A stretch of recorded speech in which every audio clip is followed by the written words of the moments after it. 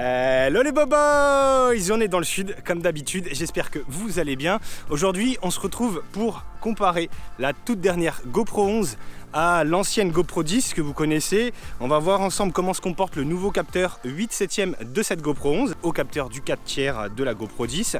On va voir ça dans cette vidéo avec différents vols en pleine lumière comme maintenant, en sunset et en basse lumière. Et puis après on se retrouvera en post-production pour comparer donc ces deux capteurs, voir le 10 bit color et puis bien entendu je ferai une conclusion pour vous dire si il faut acheter cette GoPro ou pas, à qui s'adresse cette GoPro. On se retrouve tout de suite juste après un unboxing très rapide de cette GoPro 11 sur le terrain juste ici pour les premiers tests. Allez, c'est parti. Allez, on passe à un unboxing rapide de la GoPro 11. À mon avis, ça va être assez similaire à la GoPro 10. Donc voilà, on retrouve la même case de protection que sur la GoPro 10. On a comme l'année dernière le manuel, des stickers, la GoPro, le petit câble de chargement, une batterie. Alors cette année ils ont mis la batterie enduro, la batterie blanche, une petite fixation, une fixation double face 3M et puis la vis pour accrocher la GoPro sur nos accessoires. Donc en soi rien ne change, c'est exactement la même chose que l'année dernière sur la GoPro 10. Donc je vais m'occuper tout de suite de paramétrer la GoPro 11 et puis on se retrouve sur le terrain pour les premiers tests. Donc comme on vient le voir dans l'unboxing, le format entre la GoPro 10 et la GoPro 11 c'est le même, donc ça c'est vraiment pratique pour tout ce qui est accessoires, filtre ND, les batteries, pour également nos cases équipés sur nos drones FPV. Donc ça c'est vraiment un plus. L'une des deux grandes nouveautés sur la GoPro 11 c'est le nouveau capteur en 8/7.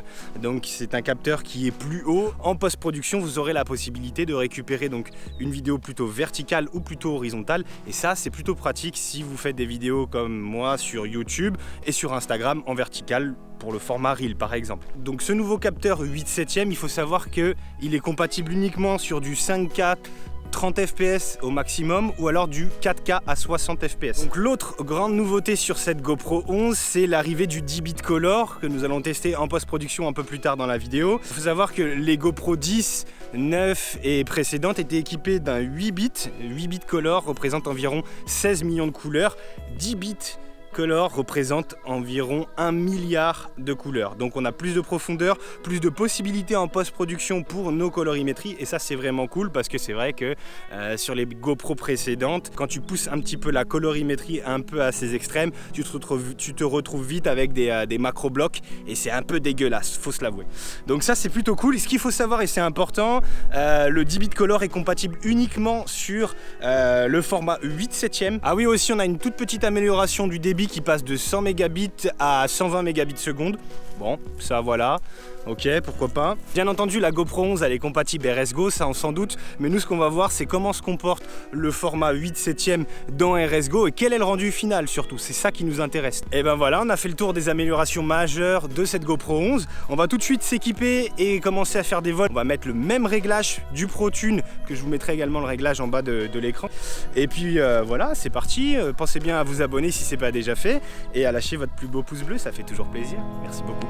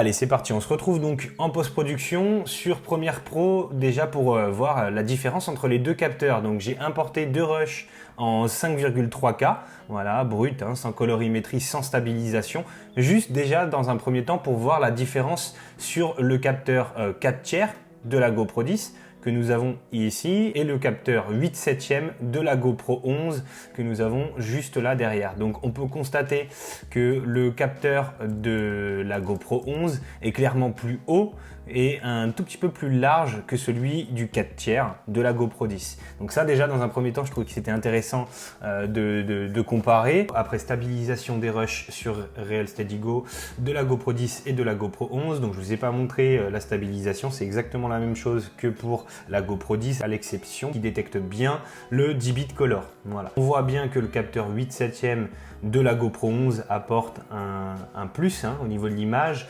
Cela dit, une fois stabilisé, on n'a pas le même écart, je trouve, entre la GoPro 10 et la GoPro 11 comparé à l'image non stabilisée. Allez, pour finir, on va comparer les images après colorimétrie de la GoPro 10 et de la GoPro 11 pour voir l'intérêt du 10 bits. Donc, vous en doutez, j'ai volontairement accentué la colorimétrie, voilà, de manière à pouvoir mettre en évidence les défauts du capteur de l'une et de l'autre. Donc là, sur la GoPro 10, on peut nettement apercevoir les petites lignes hein, dans le ciel. Voilà, dû à une colorimétrie trop poussée bien entendu, et on a des petits macro-blocs, je ne sais pas si vous les voyez à certains endroits. Et sur la GoPro 11, on va avoir aussi ces petites lignes un peu plus douces, j'ai l'impression. Macro-blocs, on les a encore un peu, mais ça reste ok.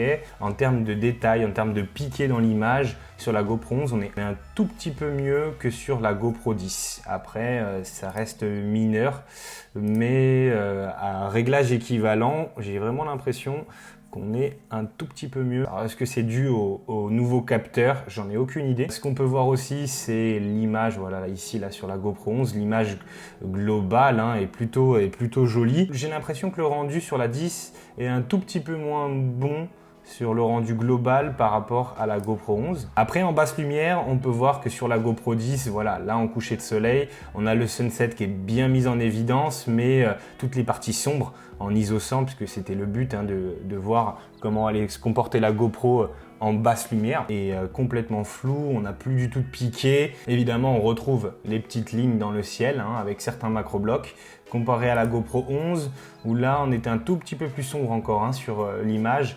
On n'a plus du tout de définition sur la partie basse. On a par contre un beau coucher de soleil, ça c'est sûr, et on a encore ces petites lignes qui restent dans le ciel. Hein. Voilà, elles sont un tout petit peu plus fines, j'ai l'impression, mais on a encore du macro-bloc. En basse lumière, voilà, on a monté les ISO volontairement à 400 pour voir comment elles se débrouillent. Et là, on a pareil une perte de définition sur les arbres. On a moins de piqué, c'est une évidence. Même si j'ai l'impression que sur la GoPro 11, c'est un tout petit peu mieux que sur la GoPro 10 sur le rendu global. Mais voilà, ça reste un petit capteur d'action cam, donc il n'y a pas de miracle. On a une petite amélioration, j'ai l'impression, sur cette GoPro 11, mais c'est pas non plus la révolution. Allez, on passe à la conclusion sur cette GoPro 11. Est-ce qu'il faut l'acheter? Eh bien, ça va dépendre de votre utilisation. Si c'est votre outil de travail principal, j'ai envie de vous dire que oui. Après, si c'est pour faire des images sur les réseaux sociaux, si vous avez une GoPro 6, 8, 9 ou 10, ça suffira amplement pour faire de belles images. L'upgrade est intéressante, elle n'est pas non plus extraordinaire. Donc après, cette GoPro, elle s'adresse à des personnes qui font de l'image cinématique, qui sont intéressées par l'image. Pour du FPV freestyle, je pense que le format mini que GoPro va sortir au mois d'octobre sera plus adapté à cette utilisation. Si ça vous intéresse, je peux vous faire un comparatif entre la GoPro 11 et la GoPro 11 mini qui va sortir. Vous me le marquez dans les commentaires. Les attentes pour la GoPro 12 de l'année prochaine, elles sont simples. J'aimerais bien pouvoir utiliser le 5,3K à 60 images par seconde et faire de vrais ralentis en 4K à 120 images par seconde. Ce serait vraiment le top. Pourquoi pas rester sur le capteur en 8/7, mais en tout cas, ouais, c'est prometteur. Il faut que GoPro continue dans cette lancée. Et puis on verra bien l'année prochaine ce que nous réserve la GoPro 12. Voilà, j'espère que cette vidéo vous a plu. Si vous avez aimé la vidéo, n'hésitez pas à laisser un pouce bleu, à mettre un commentaire et à vous abonner. Ça fait toujours plaisir. Puis nous, on se retrouve très bientôt pour une prochaine vidéo. Allez, ciao les boys!